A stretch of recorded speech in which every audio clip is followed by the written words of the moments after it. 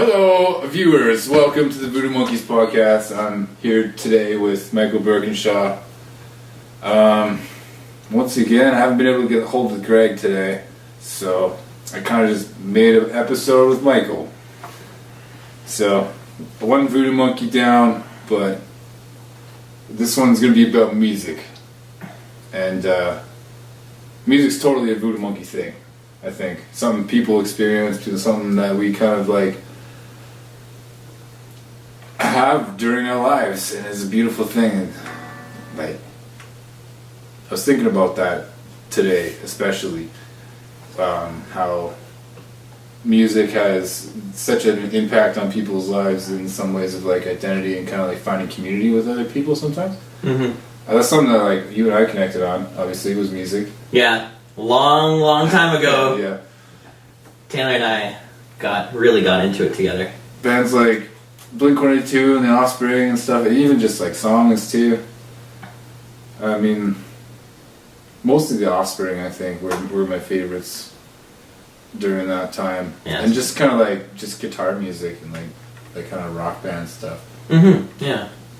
Yeah. We both kind of started on Offspring. Rise Against, I think, was another kind of a way back in the day. We were really into Rise Against. And Billy Talent. Yep, Billy Talent, totally. Yeah. I really loved Rise Against it. That was something that I thought was like so powerful at the time. I didn't think I really understood Billy Talent. I just liked the sound of it. Yeah. But like Rise Against, I was like, holy shit. It's like really meaningful. Yeah, it was really uplifting, really kind of like inspiring a lot of the time, I found. Inspiring. It was kind of like woke music in a way. Yeah. Woke before things were woke. Yeah. Yeah. I remember like there being like the dance music was like Get Low. To the window, to the wall. Yeah. Right? But I remember hearing songs like Red Flag, too. Mm-hmm. You know, and then that gave me more direction to kind of go listen to that kind of... I was definitely immediately attracted to that kind of music. And it kind of... I think that led me towards more of a different perspective on just, like, culture as a whole. Like not our total culture, but, like Canadian culture in a way. Mm-hmm. I think Billy Talent has kind of defined it, some things, kind of exposed some things too, like pointed out. And they have like such real stories too. Yeah, well, like bands like Billy Talent and Rise Against were always kind of about a message, right? So like they've always kind of been critiquing something. What I want to say is if I love their message. Yeah. As bands. And it was something that appealed to us when we were young, right? Like.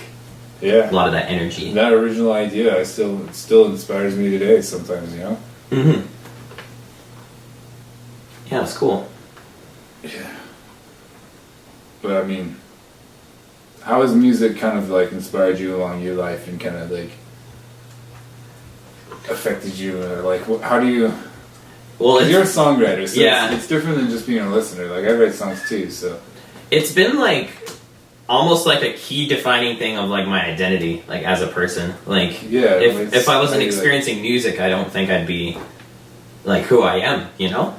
And it started at like a really, really young age. Like my dad's love of music basically got imprinted onto me when I was extremely young. Like I remember growing up, like most of what I listened to was my dad's music, and he liked a lot of like really, really old like 60s rock. Yeah, I remember your dad listening to the Beatles a lot, and like he sang lots of... He had collectibles and stuff like that. Oh yeah, like the Beatles were my dad's all-time favorite band, and he really thought that like they were like basically the definitive band. And like every album and like multiple copies. He had like he would get all the different like special collector's editions when they came out and stuff. Yeah. So just a nerd about it. Totally. And then in turn I definitely became a nerd about it myself somewhere down the line. Yeah.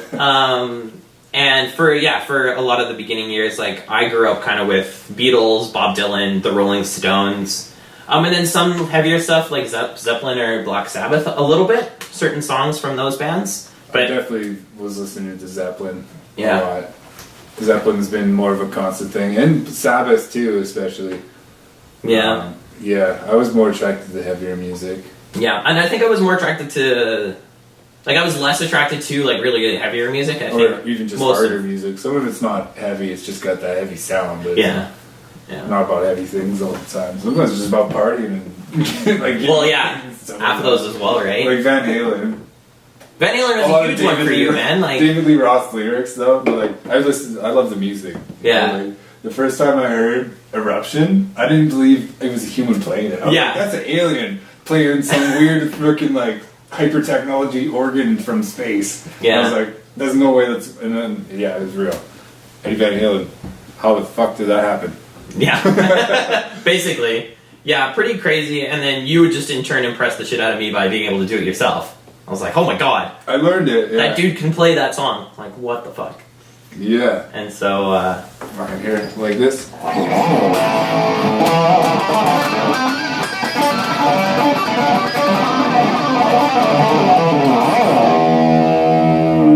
don't have whammy bar.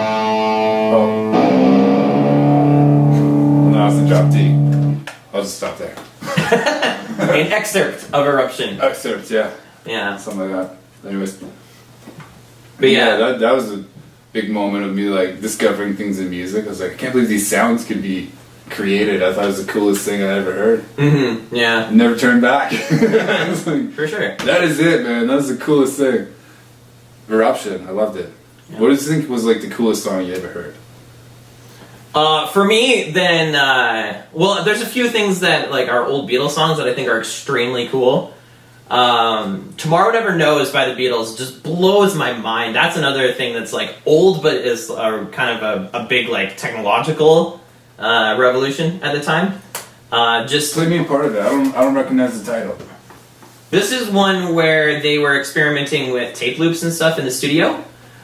So Ringo kind of does a steady beat underneath it, and then John Lennon comes in like, turn off your mind, relax, and float downstream. Yeah, this maybe isn't as well known of a Beatles song. I'm just gonna play you part of it because this song was it still is like one of my favorite Beatles songs. Might be my favorite Beatles song. Here.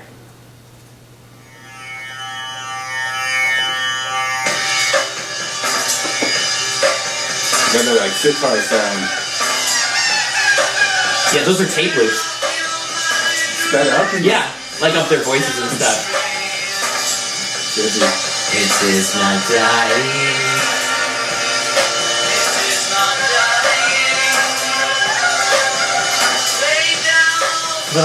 Surrender to the boy. Yeah, so that kind of thing, right? Like, I thought that was really cool. I thought that was like, oh my god, I can't believe the song is doing this. Yeah. But then another. You should try smoking weed sometime. No. And then listen to that. You'll be like, whoa! It's 4-dimensional! Like you did. Pepper can.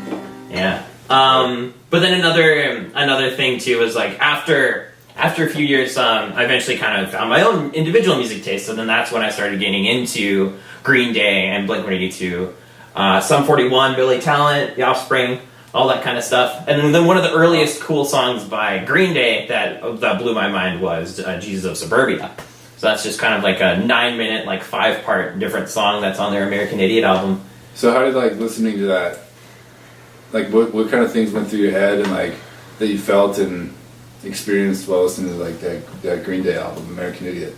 That really kind of it showed me that it could be more that music can like tell a story, and like that album has like developed characters that go through an arc, and at the same time that hit a lot of kind of important themes to like kind of being young and kind of finding yourself and stuff like that, and kind of like the journey of a little bit of the journey of adolescence, I guess you could kind of pull up from that album.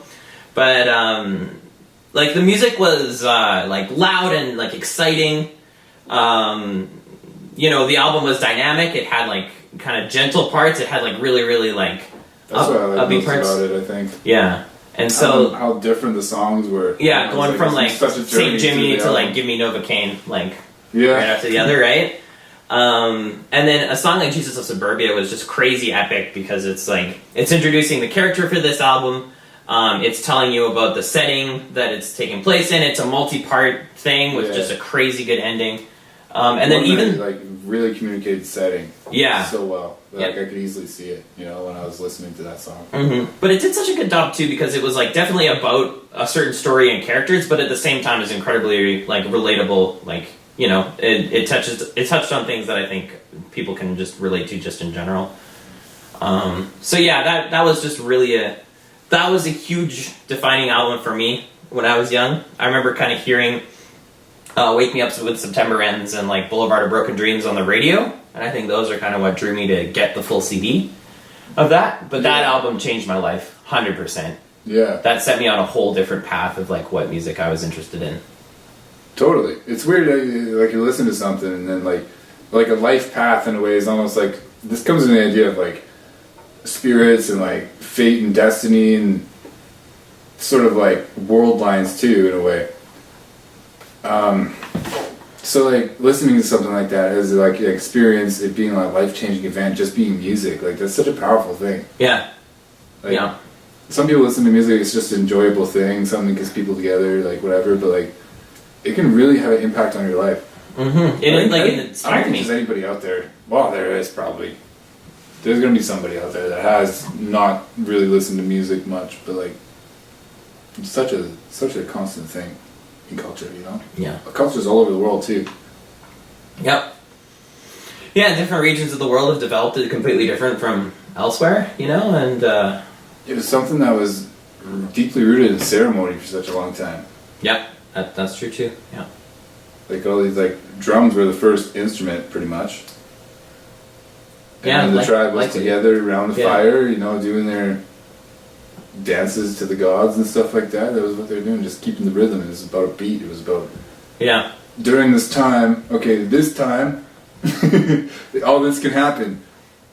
You know? And it's fucking powerful. It's great stuff. Mm-hmm. But, yeah. I mean, it's kind of evolved now since then to include all these different things, computers. What do you think about computers in music? It's interesting because it's done good and bad things. Like, I think that people have been able to kind of experiment and push music forward with computers, but at the same time, I think nowadays computers are just something that people can kind of fall back on. And if I wanted to, instead of this, I could just create an entire structure of a song just on here. Yeah, you can do everything on the computer. Yeah. And so I don't know. So like what that says about music, I don't know. I think there's a certain I think there's a certain good thing about, you know, developing skills on an instrument. With entirely programmed music, you don't really have that same experience. Yeah. And it's just a little bit more formulaic that way. Not to say that you can't experiment with that, but it's just it's not, it doesn't feel as personal. Because anyone can have access to exactly the same thing that you're using to make this stuff. But no one can maybe play chords or like structure a solo or a melody exactly the way that like an individual person can. Yeah. It's kind of the way that I see it. You can't really improvise while writing in the computer. You can improvise on an actual instrument. Mm-hmm. That's kind of the thing, like being part of the flow and like getting in the groove, like jiving with guys, you know, like that's a total different thing than that whole computer controlled ones and zeros thing. So, like, I don't know. So, I mean... But, like, there's some cool shit that's come out of it. Like, I listen to electronic music sometimes. I enjoy it. Mm-hmm. Well, and even just using computer stuff to, like something there, too. Yeah. Well, and using computers to kind of enhance what you're doing anyway. I mean, when I write songs by myself or, like, want to show something to someone that's a song that I've written, I like to take the time to make it sound like a full band to help communicate, like, fully what my idea is supposed to sound like. Now, I can't play drums, and I don't have access to a drum kit all the time, so I will use GarageBand to program drums, but then I will record bass and guitar and my singing over top of them. And that's kind of just one way to better represent the ideas that I'm going for, even though the drums on that recording aren't real. So it's kind of using it to assist, but is not replacing the process, you know? Yeah. So I mean, that's one way that it kind of create assists. That background sound, because so much like electric guitar music, it's hard to make something like an electric guitar stand on by its own. You know, acoustic sounds on its own easily. Yeah. But fucking electric guitar, it does sound good on its own. Mm-hmm. Yeah. I don't know, you play whatever.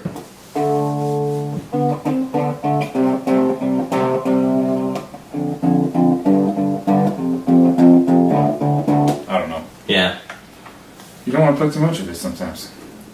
Mm-hmm. But I listen to it all the time. But I'm a guitar player. Yeah.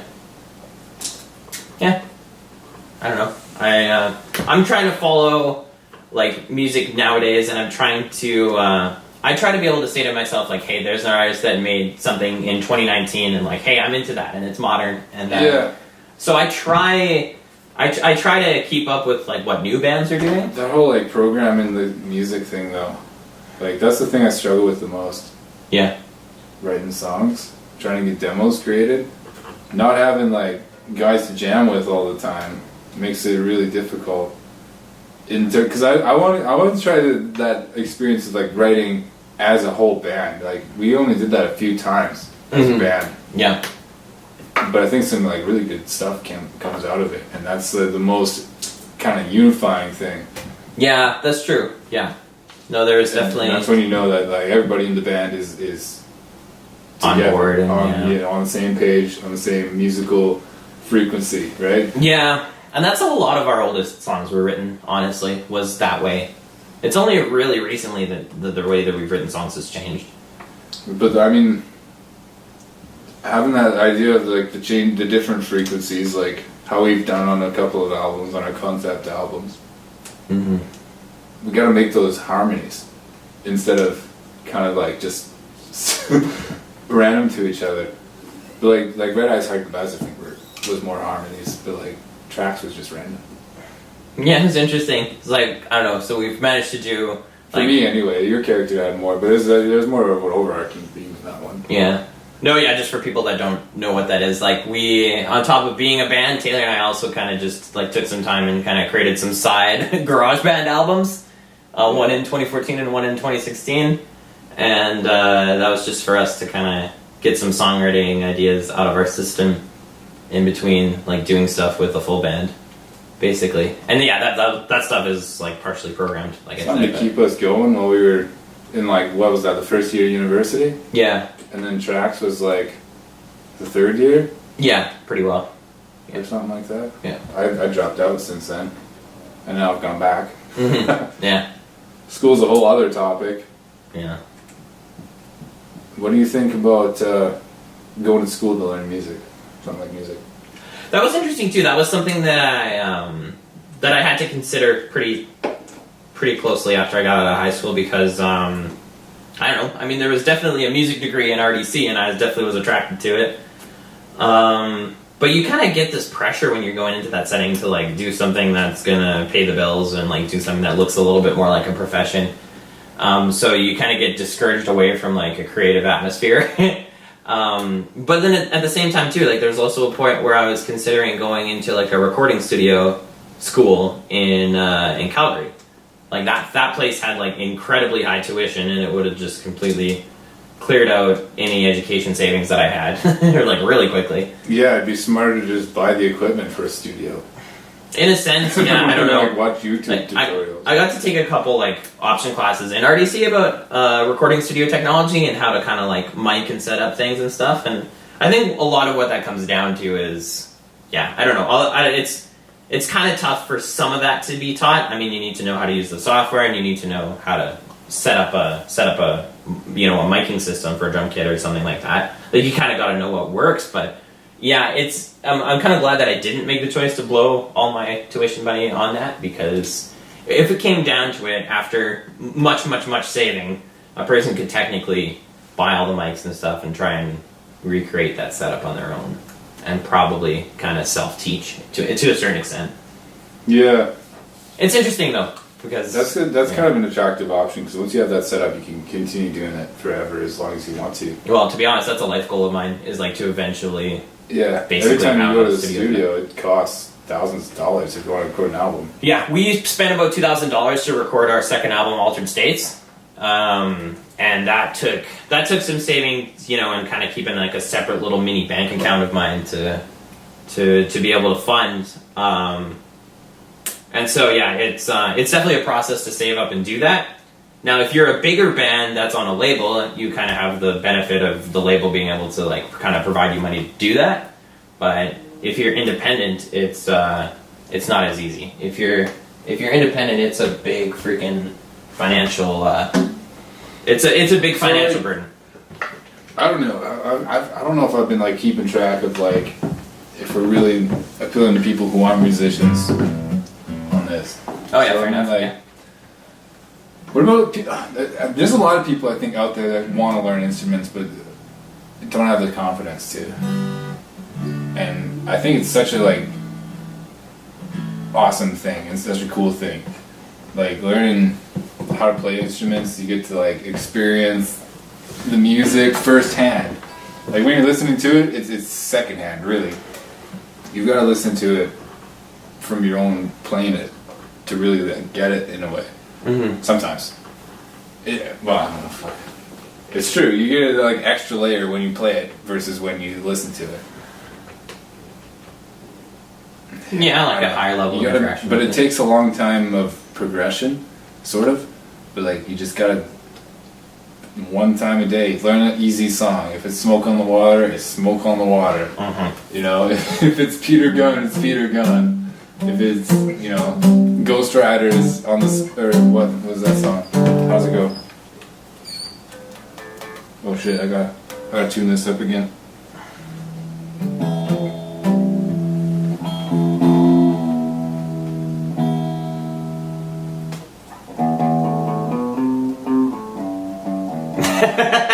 Yeah. That's a lot more difficult one than Smoke on the Water. Yeah. That was pretty easy. That's another good one. Yeah.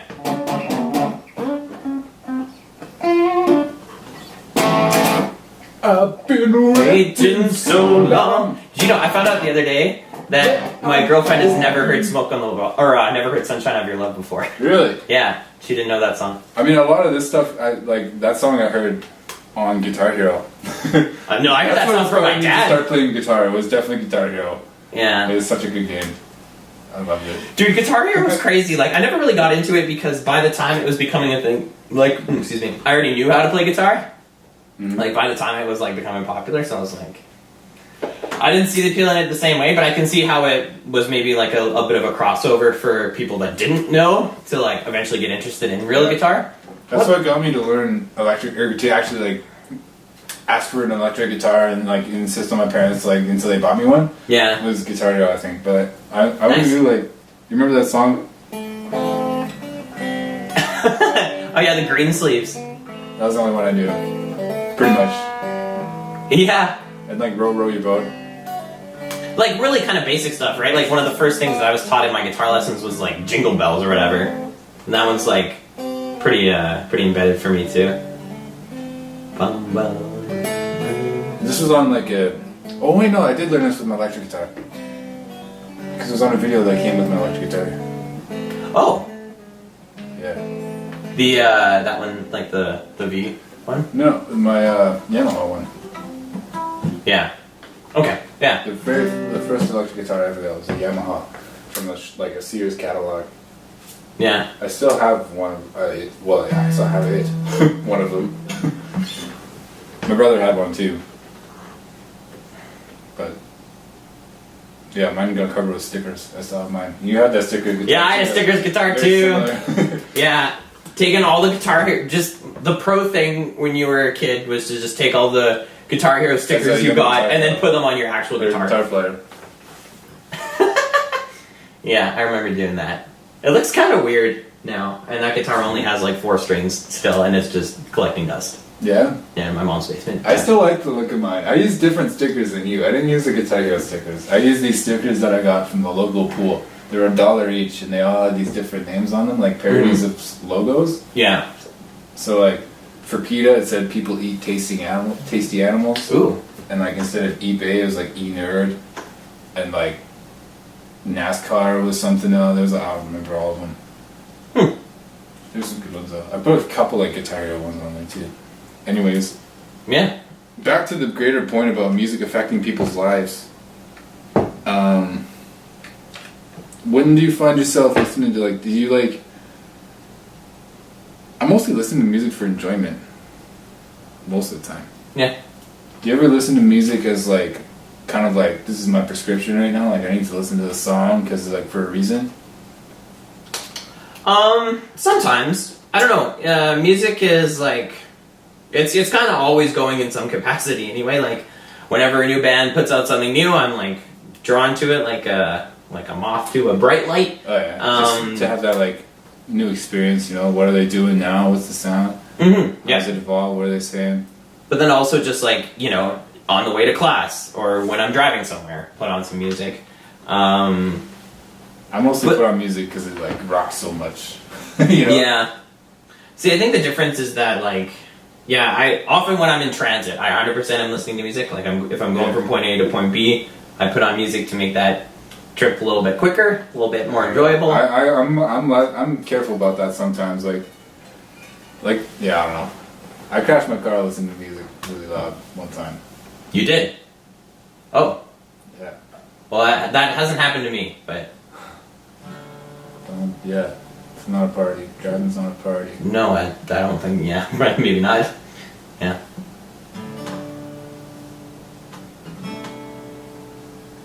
Well, not fucking... what I was doing anyway. Yeah. Well, yeah, no, just for me, it's, yeah. I don't know. So, I mean, sometimes it's just nice to sit down and listen to something, but yeah, mostly I get it out of my system when I'm in between places. I should tell you that story because it's kind of funny. It's tragic, but like it's kind of funny. So I was driving my car. I had a 2009 BMW 335 all-wheel drive, and there's this like little area outside of town. Right? It was kind of a residential area, so I shouldn't have been driving fast down there at all, but it was, because it was a really fun place to drive, in terms of the turns, and it was like a track almost. Twisty, up and down, all over the place. It was amazing place to drive. I was driving here, I was pretending it was the track, but it was not a track. And the song I was listening to probably wasn't that.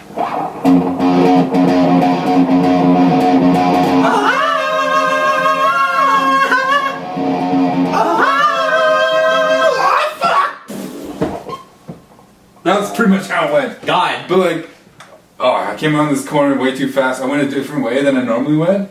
I was like exploring a new route, listening to this music. I was like, journey! Oh no. To the end of the ice and snow! Come around the corner, blind corner, going way too fast. And fucking, oh shit, there's a T intersection here. And I didn't see it. I didn't have very much room to stop. I had probably like 40 feet. So like, slow down as much as I can. Still going too fast for me to be confident I would make the turn. Even in a fucking 335 2009. So I just slowed down as much as I could. Flew through, hit the ditch, boom. You know, fucking, there we go. Rolled around, made it back onto the road, rolling. But the car was total. The whole, everything was leaking. The fucking coolant was, the whole radiator was smashed and everything. I was like, just sat there. And it was a sad moment. But, yeah. Anyways, yeah, it was all right. It didn't turn out too bad. Because you're here in one piece to talk about it. I mean, that's a positive. I didn't get to buy the car back, was the sad part.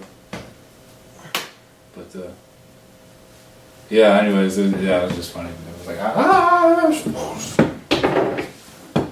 yeah, holy, what a story. Sometimes music can inspire you so much that you do something more than you're actually capable of. Don't get in too deep.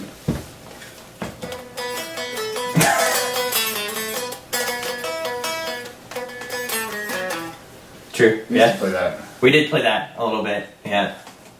I just played it too. Yes. Yeah. Yeah. Well, I mean, yeah. I wish I had more extreme experiences to talk about, but my experience with music has just been developing a closer, more intimate relationship with it. Going to concerts. Songwriting. Concerts. Yeah. Yeah. For sure. Concerts has been something else, man. I always go to like concerts of bands that are not incredibly well known, so they're playing in small venues. So you can often get up nice and close. Yeah. You can have some, amps blasted in your face. It's more of a connection with the artist. Yeah, for sure. It's nice to be able to. Artist, I guess. Yeah, it's nice to be there and to be able to like show the singer even that like, hey, like I'm a fan who knows all the words, right? And like. Yeah, you've been on stage with the Wonder Years. Oh god. Okay, actually that's an interesting story. Slight cringe to it, but regardless. No, like the very first time I saw the Wonder Years was. Or was it just the mic? Like he just handed you the mic. Well, that was. You were on stage with somebody though, right? Well, no, okay, I'll tell it because this was pretty closely related. So this was the same night actually. Good. Mary and I went to see the Wonder Years. Yeah. Right before we had to write the social diploma, and yeah, I went to that show, and it was in the Den in the University of Calgary.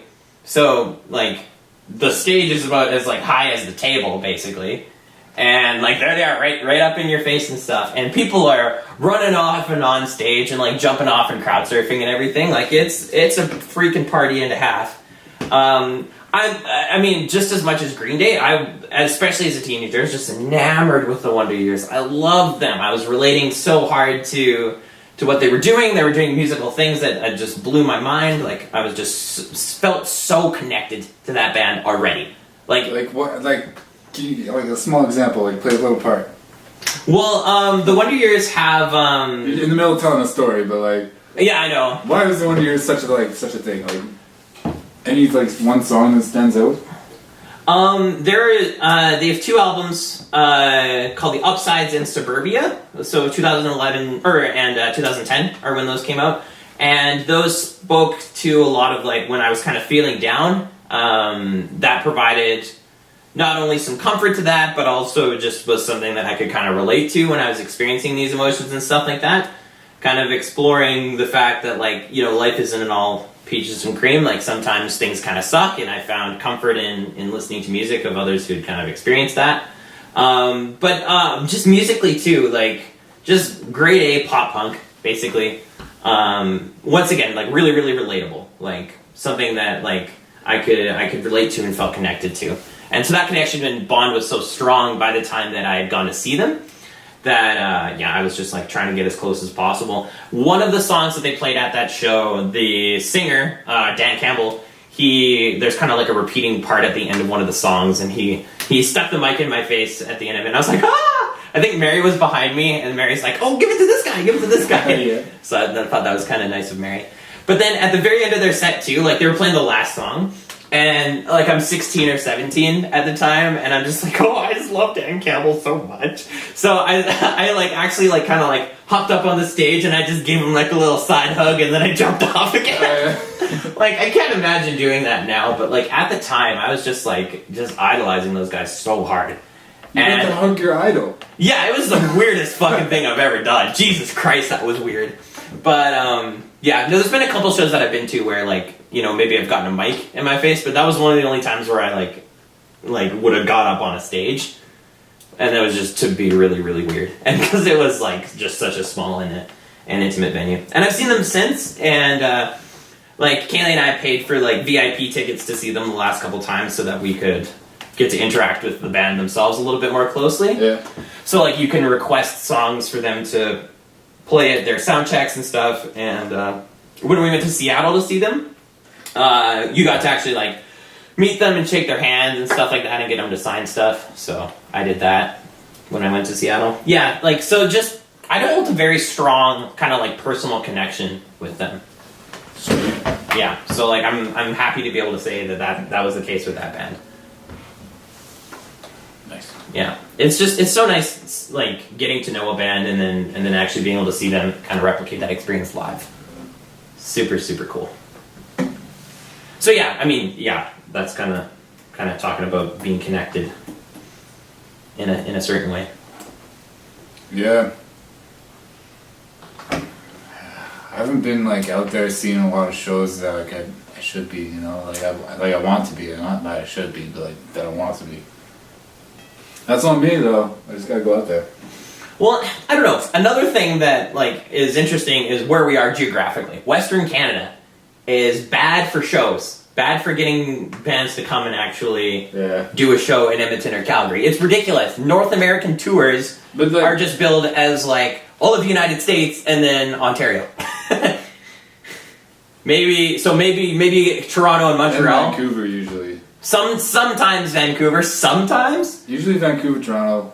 Yeah, but rarely Edmonton or Calgary. Man, it blows. Like I feel like there's some bands, like, if I ever want to see them, I'm gonna have to like pay a bunch of money to go on like a full-on trip. There's still tons of good bands that come to Calgary and Edmonton too. Well, this year especially, I found that there's just this year I'm finding it to be a dry year. I really looked who's coming. I can't afford tickets. Yeah, I mean, money is another thing too. There's some bigger acts that are coming this year, like 21 Pilots is coming to Edmonton in May, and then Marianas Trench is coming decently soon, but those are both like big venues that would have cost a ton of money for tickets, and wait, where are they playing? Like 21 Pilots? 21 Pilots is in the Saddle Dome, I think, and the Rogers Place in Edmonton. Yeah, that's way bigger than last time they were here. Yeah. No, they've had a venue upgrade for sure. Marianas Trench it's another big place like that, but at the same time, like, although those are like artists that I know of and I know a few of their songs, like, I don't feel that same connection to them like than to like the other bands that I was talking about earlier. So it's a little bit less appealing for me to be willing to spend that much money. How do you think other genres, like maybe like rap, has helped other people kind of get a message out about, things like police brutality and stuff like that, and even like, well, I don't know too much about other things, but like just racism, I guess, and discrimination. Yeah. It's fucking some terrible stuff. I don't even know too much about it. Well, yeah, like I definitely don't think that I'm like an expert in the area or anything, but it's out there too. But yeah, I can see that for sure. Yeah, I think that's part of a reason for the development of that genre. But yeah, I don't want to act like I'm an expert on that because I'm definitely not. Worth mentioning though. Yeah, for sure. Even country too, giving ranchers and farmers a voice. Maybe music's about just having a voice. Yeah. Giving voice to all kinds of different perspectives on life and things people experience and go through and think, feel. Yeah, it can be a very personal thing, right? Like, and I think it's important for people to be able to share their experiences. It can be impersonal too. It can be about... And it can be impersonal. Bigger ideas. Yeah. But... Yeah, man. I mean, the personal stories help too. I kind of... Like, oh yeah, somebody else has felt the same thing or been through something similar, and I can kind of feel like, alright, it's not so bad, I'm not the only one who's felt this kind of like pain or suffering sometimes is what it's about, or like a lot of them like songs about heartbreak or like something like that. A lot of people feel that in their life. Yeah, during my angsty teen years, songs about heartbreak were like I was all about that shit. So yeah, I totally I feel that. Yeah. And then eventually I would just, have, enough interaction with music or artists that I would get inspired to write my own shit. And then through a big whole development process, you get to the point eventually after much practice where you can actually kind of, churn out your own songs that aren't half bad. Yeah. That's a process. Songwriting is a process. Yeah, you've guided me along the way for how to songwrite. I didn't really have much idea of how to do it. I always just kind of learned how to play songs, and then you're like, well, play it like this, like write it down, I was like, oh, that's a big step, write it down. And you always encourage me to kind of improvise, and like do these songwriting exercises. Yeah. So like, thanks a lot. Well, I mean, like, a lot of that had to come from you, though. That I appreciate what you've like kind of unlocked for me for like what I can do in terms of writing songs. You're still you're like a prodigy growing up, man. Like you started writing music so young.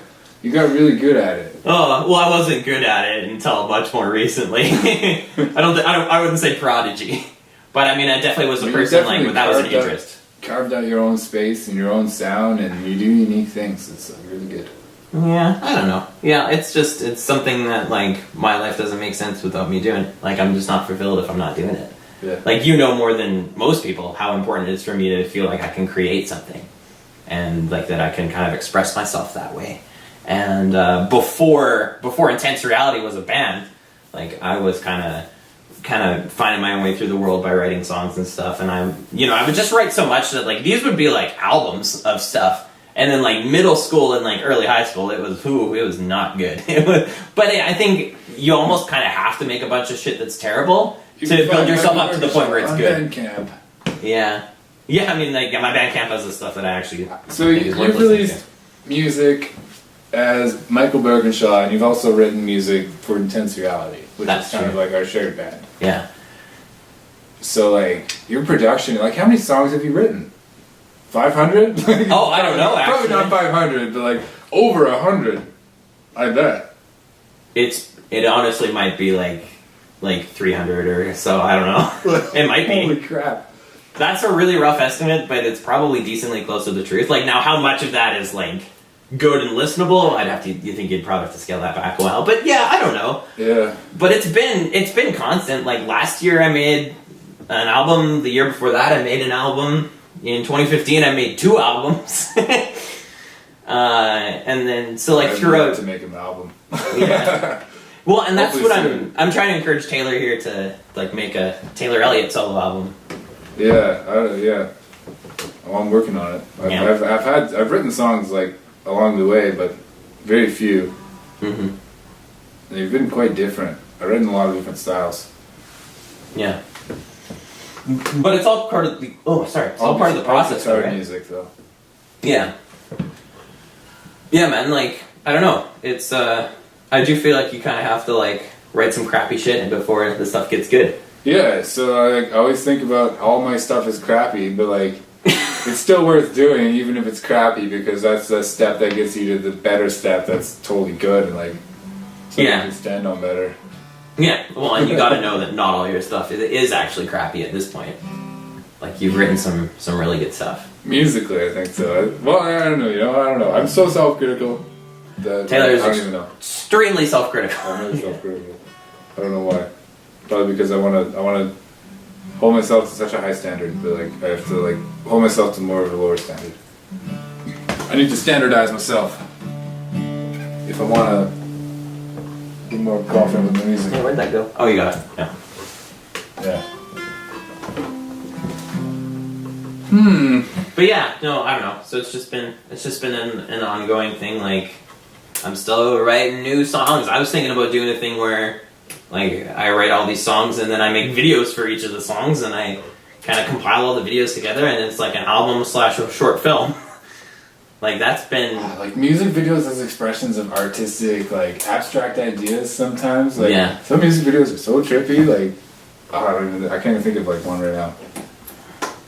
Yeah. Well, and we've done... Some trippy music videos, though, hey? But yeah, and then we've done TheIntenseReality music videos, too. Like, to try and kind of get forth some ideas of some of what we're writing.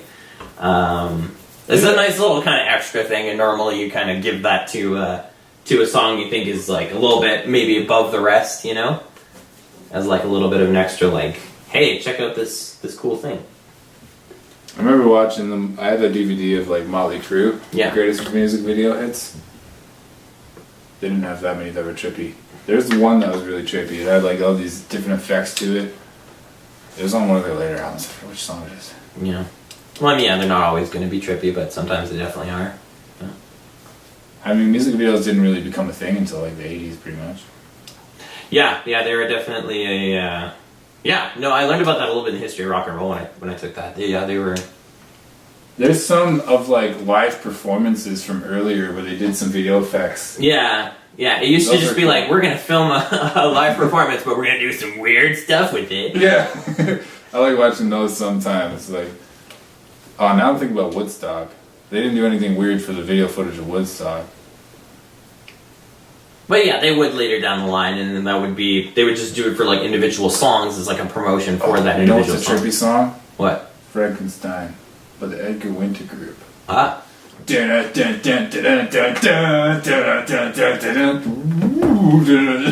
love that one. Yeah. I wanted to make a video one time with I had that song. It's like 8 minutes long, but, like, the whole thing being one scene of, like, these guys going through a drug trip. Oh yeah. I don't know. Yeah. It might be terrible. How do you keep that interesting for 8 minutes? Yeah. I had an idea, but it might just be interesting to me. Mm-hmm. There's just all these different things happening. Yes. Because it's like, as the song progresses, it's like different parts of it. But, like, anyways, music's cool. Music is freaking lit. What do you think about, like, drugs and music and that whole, like, sex, drugs, and rock and roll thing? I think that's a very archetypal thing that happens when a band has become popular and really well known for an extended period of time. That's when that really starts to come out. And other bands have like started as just doing drugs and then made it by doing drugs along the way. Yeah, I don't know. Some of them have. Others have not. Yes, I don't know. I think it's kind of just a little bit of a joke kind of stereotype that comes in for bands that are like extremely popular. Is mostly where I've seen that kind of applied. But like, there's some serious mind expanding potential there, especially while doing something like playing music while under the influence of a mind expanding psychoactive thing like LSD, and like jamming along with everybody's on it. Everybody's a musician, you know. That would be some mind expanding things, like, you know. New ideas came from that, like Inagata Devita. There's no way that was not written on acid. Yeah, I don't know. Yeah, you know, and just getting into like different places for different creative expression. Yeah, some people have chosen to do that. Yeah, no, that's not a thing that I will do or have done, but yeah, some people have done that. Yes, I haven't done it with music. I do without music. I've listened to music while being on drugs though. That was like a new experience too. I mean, like, I smoke weed and play guitar, but like, I mean, like, other drugs and playing guitar I've never really done. I wonder what that would be like. I don't know. It might be out of control. You have to control, because like it's easy for the drug to take over, you know. Yes, I would think. No, I like to get into everything with a clear mind, and music is definitely part of that. Cause it's so personal to me, like clear mind, like a focused mind, a real. What do you think about like going in on a vibe instead of like intelligent design? Because you like really like structure your songs in terms of like, okay, I'm gonna start this song with an intro. We're like, oh, this song I'm gonna start by going straight into the verse, or you're like, whatever. Like, you think about it before you start it, like in what terms of like what it's gonna be before you even write anything, right? Sometimes I'll just start with like, you know, something a little bit. So like sometimes it's been based off a vibe. A couple years ago I did like it's weird to say that this was a couple years ago. Decently recently, I did like kind of like an all acoustic album. And so that whole album was kind of around almost a little bit more of a quiet, like little kind of emo vibe. It was kind of, you know, it had kind of just like kind of quiet. Sometimes like that original vibe can serve as the inspiration for like a whole song or album even sometimes. Yeah. So like that was an example of me kind of going into it with like a vibe. Music can be like captured feeling too. More emotional. Sometimes it's less emotional. Yeah. Yeah, and so like that was me being like, I'm gonna write like quiet stuff, you know? Actually, it's pretty much always emotional. Music's always about emotion. And like, yeah, this kind of stuff was a little bit more like to the heart and like personal, sometimes sad. I mean, we were at a social gathering at one point. I think it was one of the Grinders Great gatherings around like a campfire, and I'm like doing this kind of stuff. I'm like, and then someone was like, "What you're playing is making me sad, Michael." And I was like, I guess, yeah. That's the kind of music that makes you like, remember the good times we had. Yeah, a little bit, right? There's definitely kind of like a nostalgia. We're not running around making fools of ourselves anymore. Yeah. Sometimes that was the funnest thing, was to fucking just do some stupid things. And we have done some stupid things, just for sure. Live life.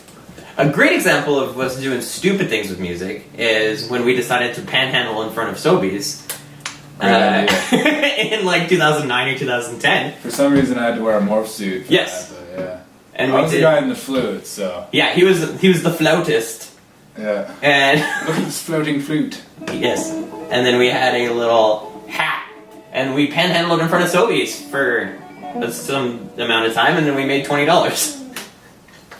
$20, not bad. And that was the most amount of money we ever made as a band. Bad mosquitoes, though. Was that mosquito season? I guess it was. I think it was like June. There being mosquitoes.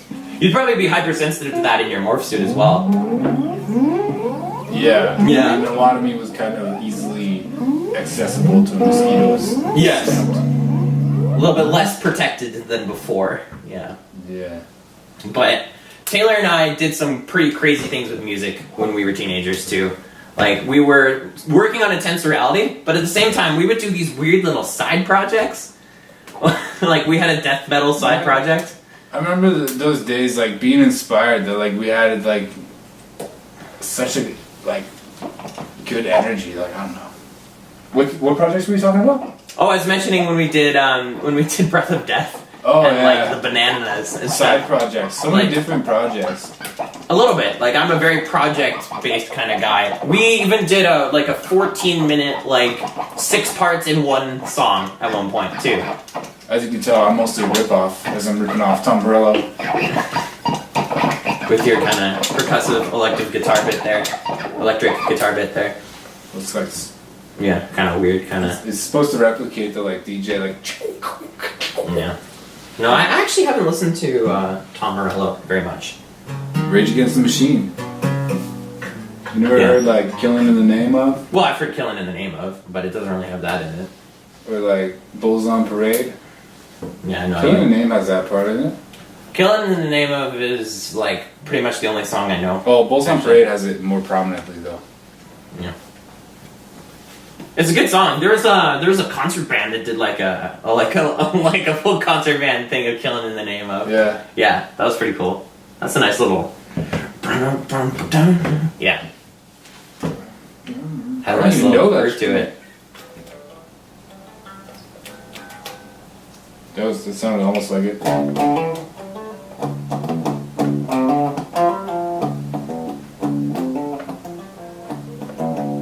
Something like that. Similar, yeah. I don't think it's the right key though.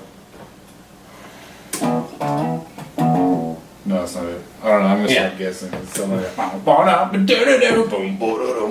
Yeah. No, yeah. That was kind of been an example of that there. I just figured that out one day and I was so impressed with myself. Actually, I didn't figure it out. I just watched Tom Morello do it and I was like, oh, it's that. Yeah. Yeah. I mean, it's convenient to be able to kind of look up what people are doing for music nowadays if you want to learn their songs, too. Yeah.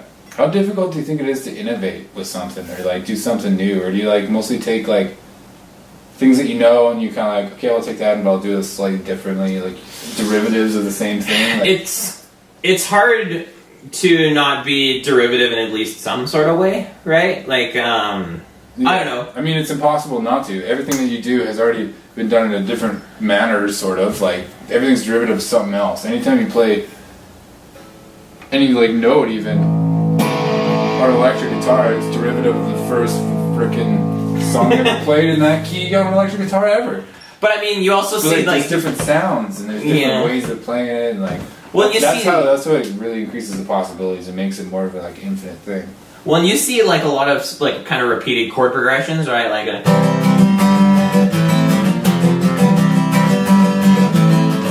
Or, like... It's alright to tell me! Like, these are both kind of examples of things that, like, are used alike a lot. I just think, damn it, when I'm hearing that. Yeah. Yeah, well, exactly, right? Happen once again, yeah. Turn into a friend.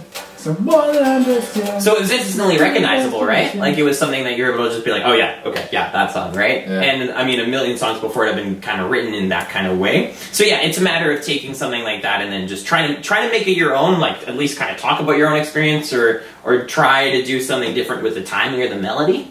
Because like musical structure wise, yeah, it is very hard to be truly original. I think unless you're doing something almost unmusical. A lot of the things happening differently in music now are mostly based on timing because like a lot of melodies have been explored. Mm-hmm. Yeah. Kind of, like take a step away from melodies, go into timing, and then go back to melodies, and like having that like stepping out can help you like really appreciate something new about what you went back into. Yeah, because so much music is true in 4/4 time. Stuff even beyond music.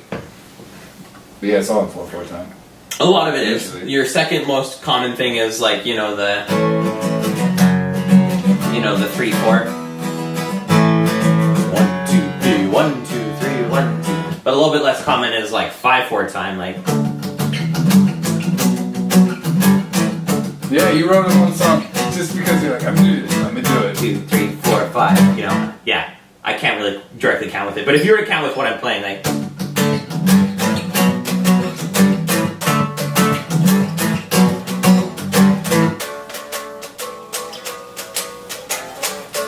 Yeah, it's kind of weird, right? Like it doesn't go completely, totally natural with what you're doing. But yeah, like I've been experimenting with writing in like 5/4 a little bit. That's cool. You gotta have that groove with 1, 2, 3, 4, 5, 1, 2, 3. Yeah. I wonder if I could play a clip of that. Promoting your own music on the thing. Do whatever you're doing. No, it's just gonna be a quick little. What kind of people do you think your music would appeal to? People that like pop punk. People that are into songs that talk about your feelings. Anyway, okay, just hear me out on this. This was very weird. Feelings on what? On like love and like yeah, like and like personal like emotions and stuff. This is the demo of what I was just doing. The 5/4 song.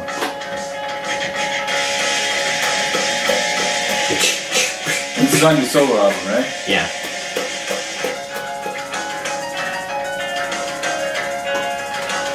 This reminds me of Mario Party. Yeah.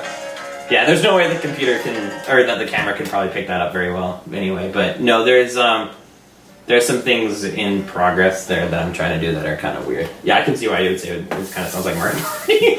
There's a little bit of piano in there as well, which is another instrument that unfortunately I don't know, like don't have the ability to play myself, so I have to program it a little bit. Yeah.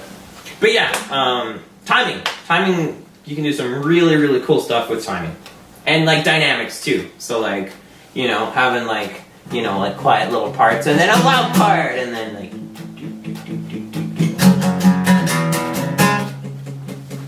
yeah.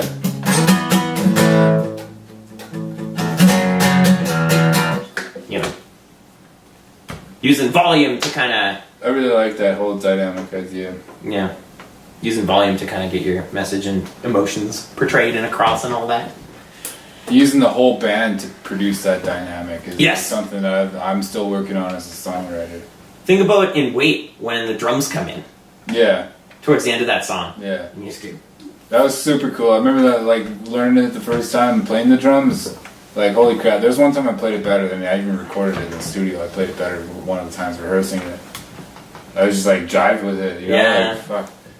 Like, yeah, I don't know. That was a great song, too. I'm really happy that we made that song. Probably one of the TheIntenseReality songs I'm the most proud of. Yeah. What do you think, like, songs with feeling, like... I don't know.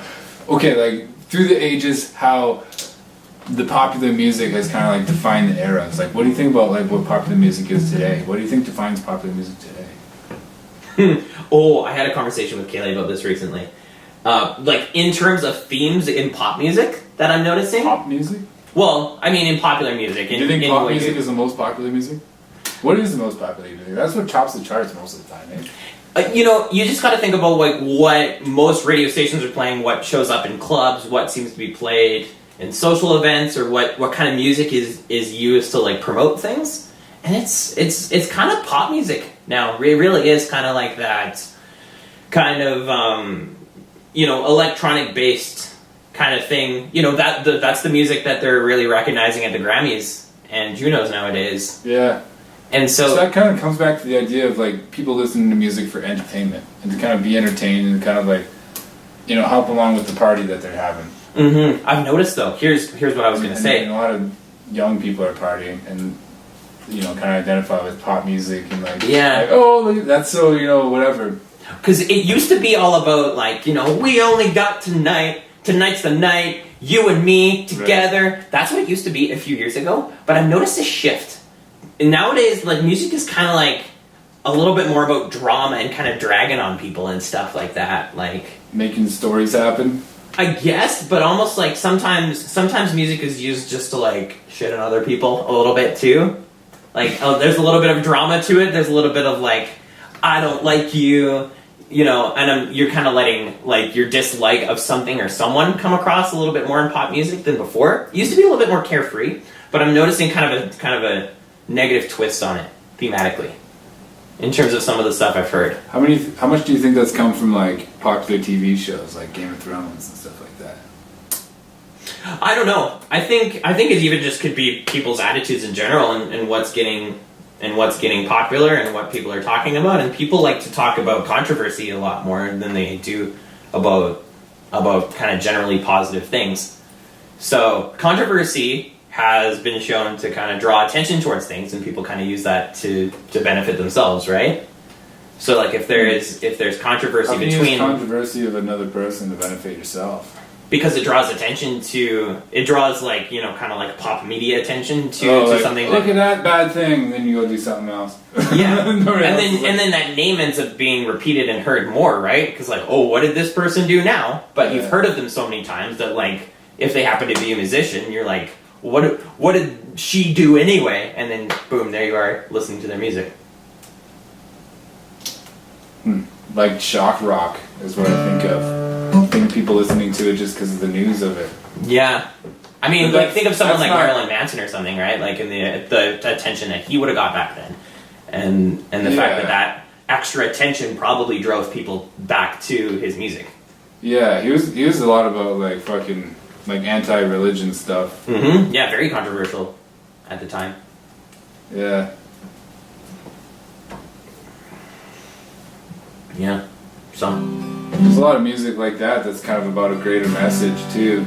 A lot of it is more in the metal scene, and people are, oh, that's gross or whatever, and it's like, listen to the lyrics, look up the lyrics. They're like so much more meaningful than fucking like the pop music. Like, but like maybe the pop vibes are more meaningful to some people. And like the whole dancing, kind of like let's make a story of the night. Yeah, I think with pop music, it's more about vibes than about the content of the lyrics, because sometimes it's just check marking things that rhyme with each other when constructing the lyrics. Yeah, just kind of like this all makes sense, right? This is a page we can all read. Yeah. Okay. But then it's a matter of like when the beat is constructed or like the setting that it's played in, it almost like the lyrics of the song don't even tend to matter, because it's more trying to capitalize on the vibe than the actual content of what's going on, is what I find. Yeah. So, yeah, it's and people are a lot more casual, like, you know what I mean, and like that doesn't really seem to bother people much, and like people go along with it. Obviously, it doesn't matter as much to people nowadays that someone's not playing a real instrument. Like that, just like some people just don't seem to care either way. Yeah, it's kind of funny that they go to these huge shows to watch somebody stand there and push play. Yeah. You know, and be like, let's make sure, everything's balanced. All right, here we are. You know. Yeah. My music. And it's all pre-recorded anyway, right? So it's so interesting, the idea of going to a concert of that. Yeah, it's something different. But there's the whole show of it, right? There's like the light show and like the whole sound system. So it's more of a spectacle than it is. You don't have that kind of sound system in your living room. No, you don't. Yeah. So it's witnessing, it's being in the same room. Yeah. That's the element they're kind of like playing on there. Yeah. It's a little bit more kind of Cirque du Soleil than it is about like, music. But yeah, I mean, and then here's another thing that like I think we were talking about a little bit earlier that like is important too. Is like when I go to these like shows of bands that I've grown up listening to, and you can tell that the hundreds of people around you have also grown up listening to. Yeah, there's a bit of a connection there. Like you're all there. I can't tell you how many times that like they've been playing songs on the PA in between bands, and everyone's kind of like singing to each other, like, "Hey, yeah, I knew that song too." Right? So yeah, it's cool. It's cool to feel connected to other people. It's cool to be able to see a stranger, but you guys both know that song and you can sing that song to each other. Yeah, it's a great thing to It's pretty special and pretty magical, yeah. And I really feel at home, like, when I'm going to these kind of shows. Like, when the last time I saw the Wonder Years, I was like, I feel like I'm at home right now. Like, this, you feel a sense of belonging by being with all of those other people that share that same interest as you, then, I don't know, a stronger sense of belonging than I felt in a lot of other settings of life, Like, yeah, it's just... We can all agree on this song being amazing, Yeah, yeah. Yeah. I mean, as simple as that is, it's crazy. It's next level, man. The connection that you can feel with people. Yeah. Some music can open your mind, too. Yeah.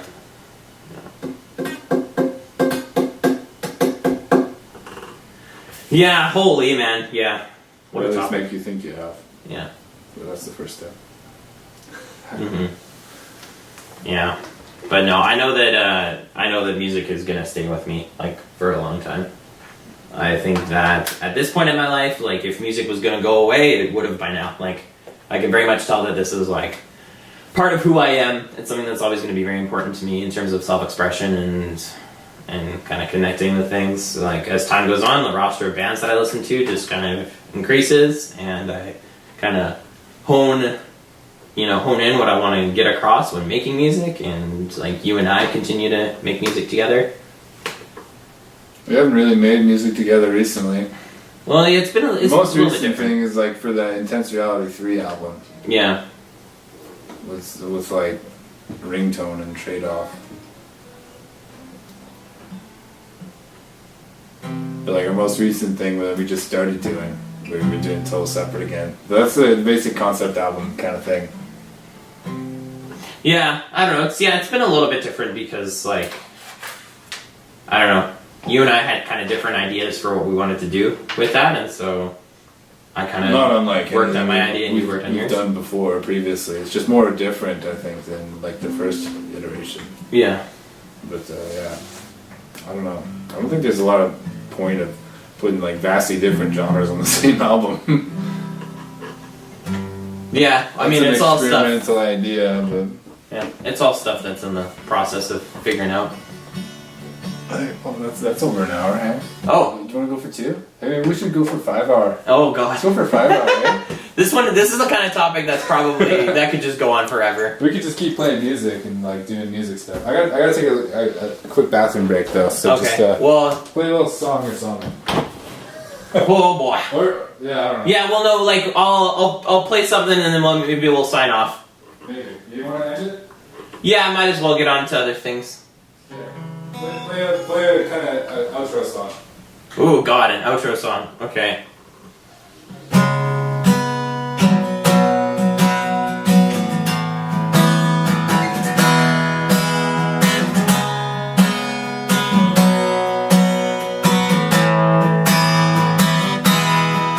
I want to thank you for watching the podcast today. I want to thank you for sitting through an hour of footage of me and Taylor talking about some stuff.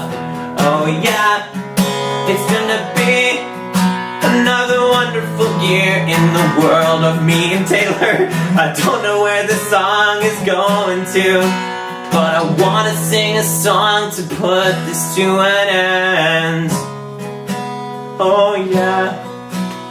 The Voodoo Monkeys podcast. Ooh, ooh. The Voodoo Monkeys podcast. Ooh, ooh. The Voodoo Monkeys podcast. Ooh, ooh, ooh. Voodoo Monkeys podcast.